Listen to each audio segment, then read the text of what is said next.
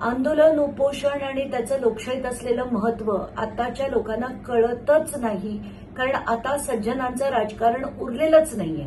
त्यांना लोकशाहीची भाषा कळत नाही, त्यांना लोकशाहीचं महत्व कळत नाही. त्यांना फक्त आणि फक्त पक्ष फोडा, राजकारण करा, सत्ता टिकवून ठेवा आणि पैसे कमवा, याच्याशिवाय त्यांना काहीच कळत नाही. आता सोनम वांगचुक सारखा माणूस जो भारतीय सैन्यासाठी काम करायचा, त्यांना घरं बांधून द्यायचा, त्यांच्यासाठी पाण्याचं प्रोव्हिजन करायचा, ऑक्सिजनसाठी काम करायचा, तिथे एज्युकेशनसाठी काम करायचा, पर्यावरणासाठी काम करायचा, अशा माणसाला जो खरं मेकॅनिकल इंजिनियर आहे, इतर देशात जाऊन खोऱ्याने पैसे कमवले असतील, तो माणूस नीटच्या परीक्षेत वर्षानुवर्ष होणाऱ्या पेपर लीकच्या विरोधात उपोषण करत होता. 21 दिवस त्याला डुंकून बघितलं नाही, त्याच्या उपोषणाला प्रतिसाद नाही आणि आता त्यांना उचलून त्यांनी हॉस्पिटलाइज केलं.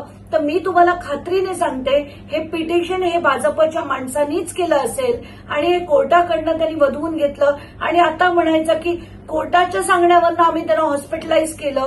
तर इतकी बनेल माणसं आहेत, इतकी ज्यांना भावना शून्य, त्यांना कुठल्याही प्रकारच्या भावना नाही, हृदय नाही, संवेदना नाही, अशी भावना शून्य माणसं आता राजकारणी झालेली आहेत. म्हणून हे देशाचं दुर्दैव आहे. त्यांना आंदोलनाची, उपोषणाची भाषाही कळत नाही आणि महत्वही कळत नाही.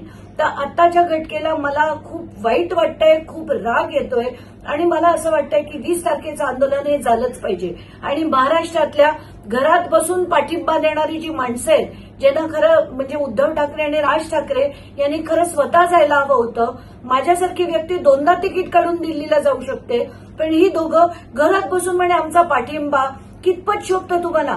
तुमच्या मुलांना तिथे जायला काय होतं? अमित ठाकरे, आदित्य ठाकरे जाऊ शकत होते, पण तसं न करता हे जे बोगसगिरी चालली आहे, कारण त्यांच्यासाठी हा एक राजकीय मुद्दा आहे, त्यांना त्याचं काही भावना वाटत नाही. तिथे आंदोलनात ज्यांना वाटतं ना, ते सगळेजण तिथे, महाराष्ट्रातली असंख्य लोक तिथे पोचली होती, पण ही 2 माणसं घरात बसून पाठिंबा देतात म्हणे. पण मला खूप राग येतोय आणि मला असं वाटतंय की 20 तारखेचं आंदोलन झालंच पाहिजे. धर्मेंद्र प्रधानांचा राजीनामा झालाच पाहिजे.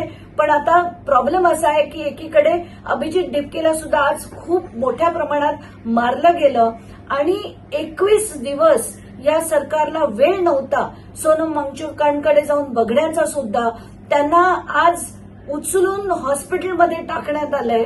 ते फक्त आणि फक्त 20 तारखेचा पार्लिमेंटवर मोर्चा येऊ नये म्हणून. त्यांना कुठल्याही भावना नव्हत्या, कोर्टाचं काही त्यांना पडलेली नाहीये.